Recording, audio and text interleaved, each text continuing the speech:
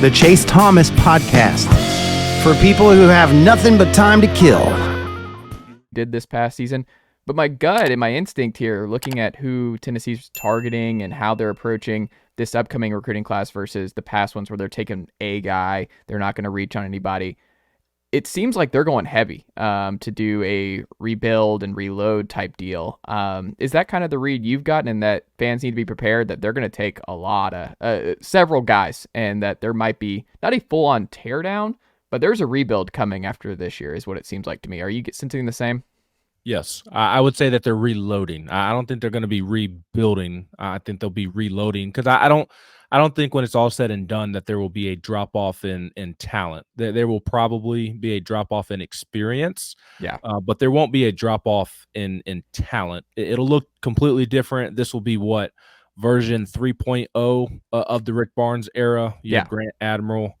Aside from like the random Kevin Punter, Armani Moore year, and then you had the random John Fulkerson and Jordan Bowden year. Like, aside from those one-off years in which they were rebuilding, in those, I don't think that you'll see a rebuild next season like you saw, I guess it was those first two seasons under Rick with those older guys I mentioned, or the rebuild year with Folke and Bowden. I don't think that you'll see that next year. Not a guarantee, but I would be surprised if, like, those teams weren't tournament teams. Tennessee will have a tournament team next year. There's not going to be preseason, like, maybe win the SEC. Like, that's not the expectation next year. But they'll be preseason top 25. They'll be picked to finish, I bet, in the top 5 of the SEC, and they'll be a tournament team. You have Felix coming back. They're super excited about Felix. I think the key for the next era of Rick Barnes at Tennessee, which is probably his last, the home stretch of the Rick Barnes era, if I had to guess, it's JP Estrella, it's Cameron Carr. Like, though the staff loves both of them. They think the world of both of them. They think the sky is the limit with Cameron Carr and JP Estrella. There's obviously been a lot of talk about Cameron Carr. I think the last time you had me on, we talked about Cameron Carr. I think people have forgotten about JP Estrella as well. This is the guy that Duke legitimately wanted, and he picked Tennessee over Duke. And he is so skilled as a big man. I don't think fans realize what Tennessee has in JP Estrella. And I'm not saying he's going to go out there and be all SEC this year. But my point is, by the time Cam's junior year and JP's junior year rolls around, those two guys need to be the players that Tennessee thinks that they're going to be in order for there not to be a drop-off. Because if you add Cam Carr and JP Estrella to Felix, I think Cade Phillips is going to be a very nice role player for Tennessee. I think he's John Fulkerson. He's just not going to be forced to start like John Fulkerson was at times. He can be that energizer off the bench, play good defense, go get rebounds, defend 1 through 5 if necessary. Yeah, I think Cade can be a nice role player. They've been pleased with Bishop Boswell and where he was at when he got here. I think Bishop was further along than they anticipated, and he's had a nice summer, which how could you not have a nice summer when you're thrown in the fire and having to deal with Zakai Ziegler every single day in practice? You're naturally going to get better. That core will determine just how good those couple of players turn out to be, will determine the drop-off. But I do think ultimately it'll be a reload, not a rebuild, because they're recruiting really well right now. I think they are in position, and they feel like they are in position to sign arguably the best class that Rick has signed at Tennessee. How many does that include, do you think? I think 4 or 5. I think 4 or 5. You already have Dwayne Brown in the boat. He committed back during baseball season. He's from out of Hoover, Alabama, and I don't. He's more of a developmental guy. I would not look for him to.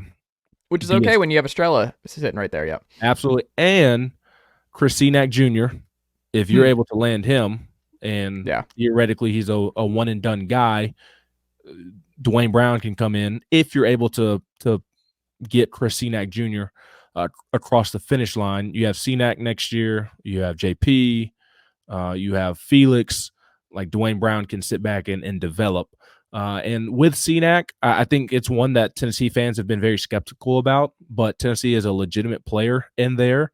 I wouldn't go as far as to to say that Tennessee's the leader right now, but I would at least venture to say that they're neck and neck with anybody who is on his 7 lists of finalists. I think that they really enjoyed the visit last month to Knoxville.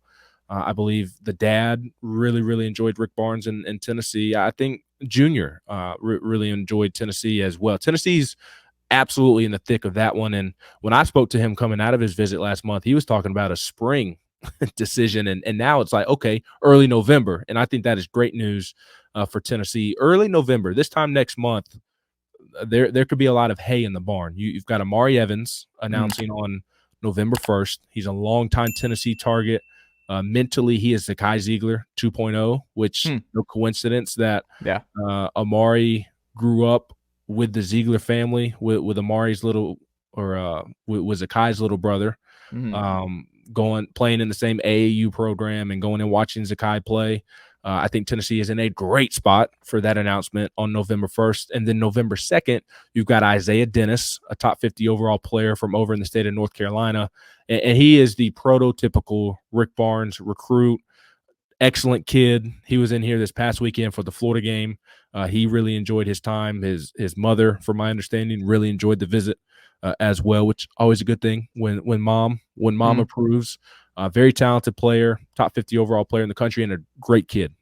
Just exactly what you envision when you think of a Rick Barnes type of player. That one is not done, I would say, but I think Tennessee's in a great spot there as well. It came out this week that he is not going to take his Kansas visit that was scheduled for this weekend, and I think that is a great development for Tennessee. I think Tennessee was also keeping an eye on what he would do coming out of the visit, and maybe felt like what he decided to do with Kansas would be very telling of how the visit went. And he canceled his Kansas visit. So November 1st, November 2nd has the potential to be back-to-back really good days for Tennessee basketball on the recruiting trail. And if you get those two guards, if you get those two guys across the finish line, you get Dwayne Brown, you're able to get Chris Cenac in the boat.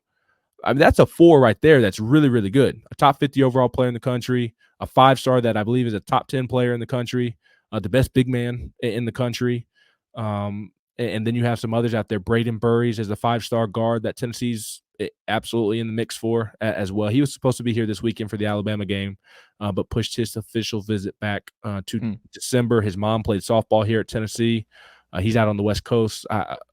It's way too early to talk about front runners for him, from my understanding. But I think Tennessee's in the mix there. And this weekend they have Nate Ament coming in, who's another 5-star, highly ranked 4-star, one of the best players in the country, a post player.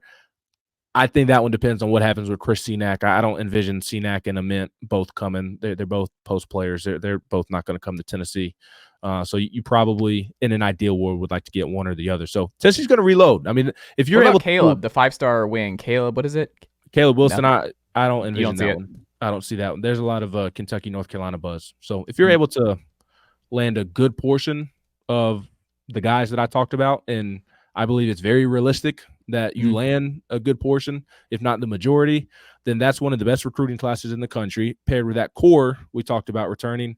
Yeah. And they'll be able to go into the portal and attract an Igor Milicic, a Chaz Lanier. And if you're able to kind of piece all those parts, the returning core, the high school class, and the transfer class, then that's a team that's going to be that top 25 team in the country that we talked about.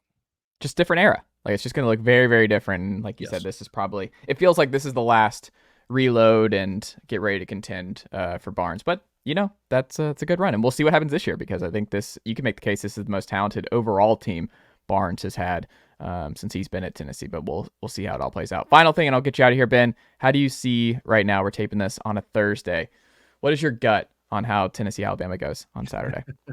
I think it's going to be ugly. Nicely done, nephew. The Chase Thomas podcast. Hell yeah.